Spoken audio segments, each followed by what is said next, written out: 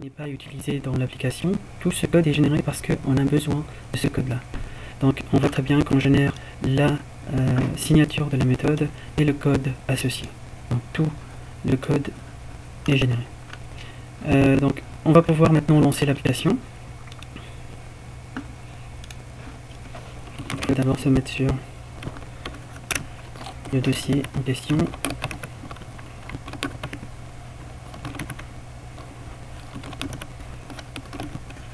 Voilà. Ensuite, lancer le script de compilation et le lancement sur le serveur. Donc là, il me spécifie une adresse. On va essayer d'appliquer le scénario de création de tickets qui est ici. Je vais commencer par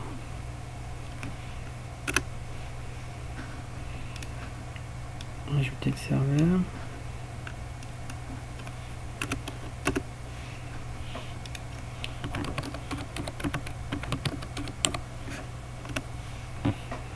Là, c'est le conteneur d'application. On voit très bien que notre application a été générée. Il me propose mon application comme une application instanciée. J'ai créé une instance de mon application.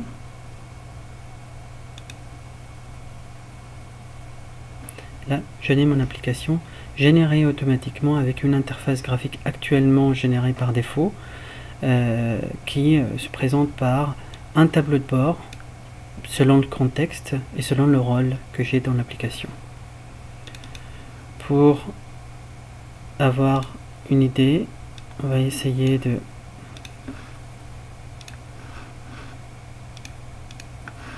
travailler sur deux écrans.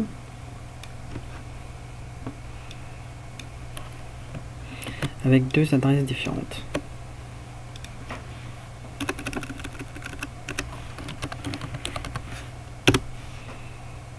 Voilà.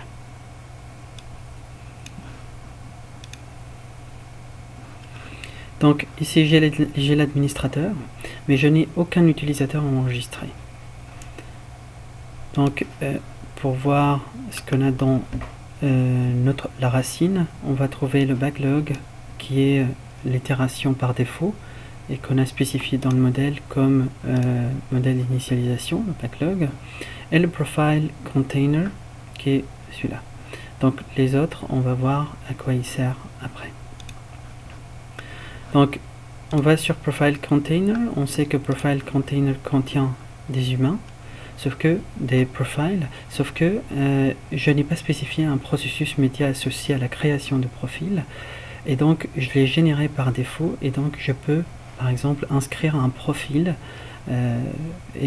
cela en réalité fait partie d'un processus métier généré par défaut.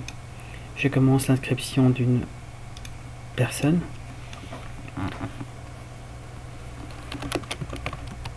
Le développeur.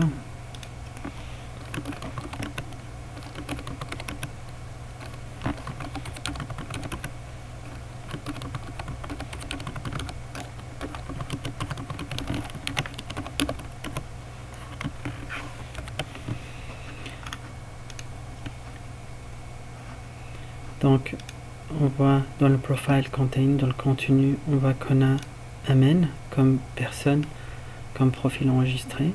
Je peux lui déléguer un rôle, donc on voit très bien que notre tableau de bord a été changé, modifié selon le contexte. Donc, je lui mets le rôle développeur. Je valide. Tous ces formulaires, toutes ces actions sont générées automatiquement selon le modèle qui a été généré par défaut pour l'inscription des profils. Je change le mot de passe.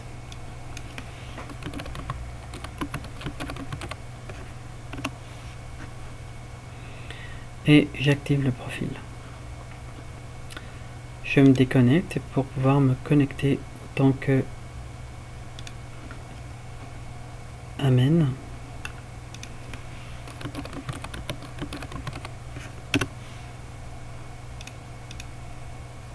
Voilà. Donc ici on a Amen connecté, on voit très bien la différence entre le tableau de bord de l'administrateur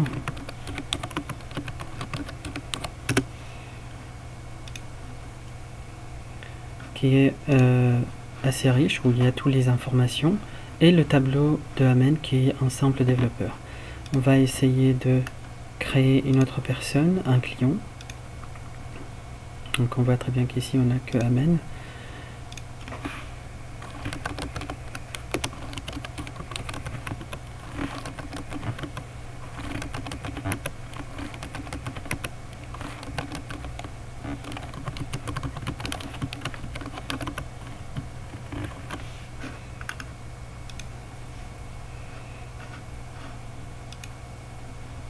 Je change les données, lui donne le rôle client,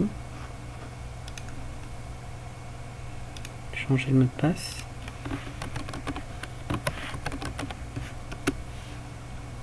j'active le profil, enfin je me connecte autant que Toto.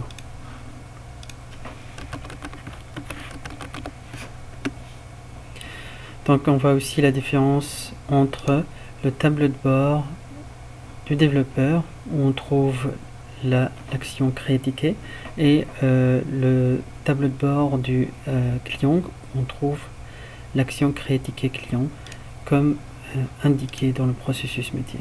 Créer ticket pour le développeur et créer ticket client pour le client. Donc selon l'implémentation et les données spécifiées dans le modèle, on voit qu'on a deux formulaires complètement différents. Donc ici par exemple pour la création de tickets par le développeur doit spécifier un client, et ici dans l'application, ici on voit très bien qu'on n'a qu'un seul client qui est Toto, qui est enregistré en tant que client, et le nom du ticket et la complexité.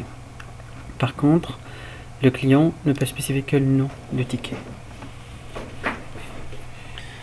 On va essayer de créer un ticket.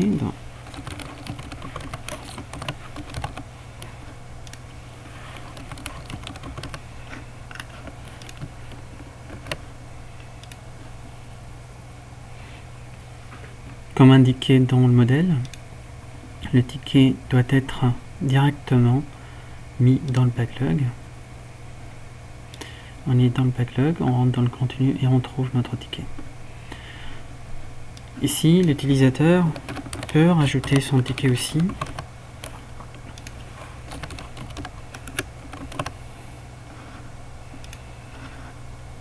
Et il est aussi spécifié dans le backlog, mon ticket qui a été créé par le client. Donc on va voir le processus associé à ces tickets là. Le développeur,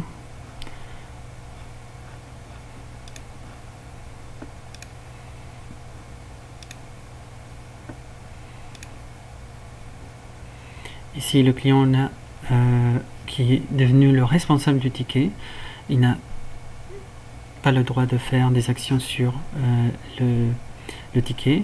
Par contre, le responsable, le développeur, il peut spécifier si c'est avec ou sans complexité. Donc on voit très bien que on est en train d'évoluer dans le processus. Le tableau de bord évolue selon là où on est dans le processus. Donc ici, on a passé à cette phase-là pour entrer ici. Donc l'utilisateur, le développeur peut commenter, donner des développements, ajouter complexité, et le responsable du ticket peut assigner une itération à son ticket. On voit très bien les actions pour le développeur, pour l'utilisateur, pour le client, le responsable du ticket. On voit aussi qu'il peut assigner une itération. Donc dans notre application, il n'y a pas d'itération pour l'instant puisqu'on n'a pas créé une itération. L'utilisateur peut aller directement créer une itération comme spécifié dans le processus généré, itération 1. Notre application, donc, elle contient une itération 1 qui est là, et l'utilisateur donc va pouvoir assigner une itération à son ticket. La détection de l'itération a été faite. Ce formulaire a été généré aussi automatiquement selon les spécifications du modèle. L'utilisateur assigne une itération. Le ticket va être transféré directement vers l'itération 1. On voit très bien qu'il a été transféré vers l'itération 1. Si on regarde bien dans le backlog, on ne retrouve plus le ticket Toto. Le seul ticket qui reste, c'est mon ticket. Le développeur, donc, il est obligé d'aller vers l'itération 1.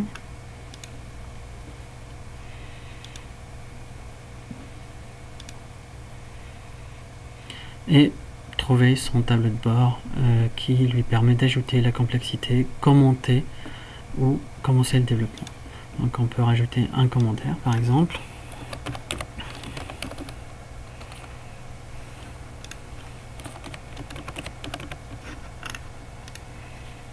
Et je crée le commentaire.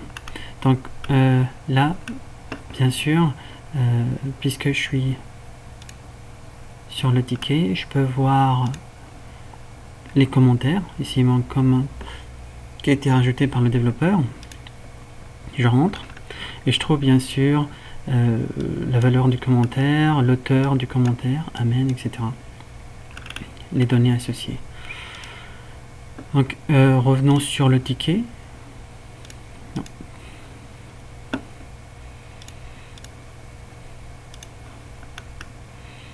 Itération 1. Je peux toujours assigner une itération comme spécifié dans le modèle. Ensuite, le développeur peut passer directement au développement. Ici, le client ne peut plus rien faire. On voit très bien qu'on évolue dans le processus. Le développeur commence la recette. Il attend la validation du client. Le client valide. Le développeur commence la production. Le processus est fini. Comme spécifié ici, développement, recette, validation par le responsable et production. On voit très bien qu'ici, nos tableaux de bord ont évolué selon le rôle, selon l'information d'entreprise. On voit très bien que le processus métier a été exécuté d'une manière implicite. La seule chose qu'on voit, c'est les informations de l'entreprise et c'est notre tableau de bord qui évolue selon les données de l'entreprise. Revenons sur le contenu de la racine dans lequel on trouve aussi parmi le runtime. Le runtime en réalité il contient par défaut, puisqu'on n'a pas spécifié aussi des processus métiers associés à la gestion, le contrôle et la supervision des processus métiers eux-mêmes, donc puisqu'on peut faire des imbrications de processus métiers. Donc on a un conteneur par défaut qui est le runtime, qui contient tous les processus métiers qui sont en train d'être exécutés dans notre application. Ici par exemple on trouve les deux processus métiers associés à la création de tickets par le client et par le développeur, la création des deux profils Amen et Toto et la création de l'itération. Enfin, donc ces trois processus là, on voit très bien que ce sont des processus générés par défaut, puisqu'on n'a pas spécifié dans notre modèle comment on crée une itération ou comment on inscrit un profil. Et ces deux processus là, ce sont les instances de ce processus métier associé modélisé. Donc cette génération de code, on voit très bien que c'est une génération à 100%. Elle nous permet déjà de faire tourner une application selon le métier de l'utilisateur. Ce projet, il est à son commencement. C'est les premières briques d'un projet qui va permettre aussi l'optimisation, la simulation des processus métiers de l'utilisateur. Donc c'est une solution BPM complète, elle sera complète et elle sera mise sur GPL 3 en open source. Merci pour votre écoute. Au prochain présentation.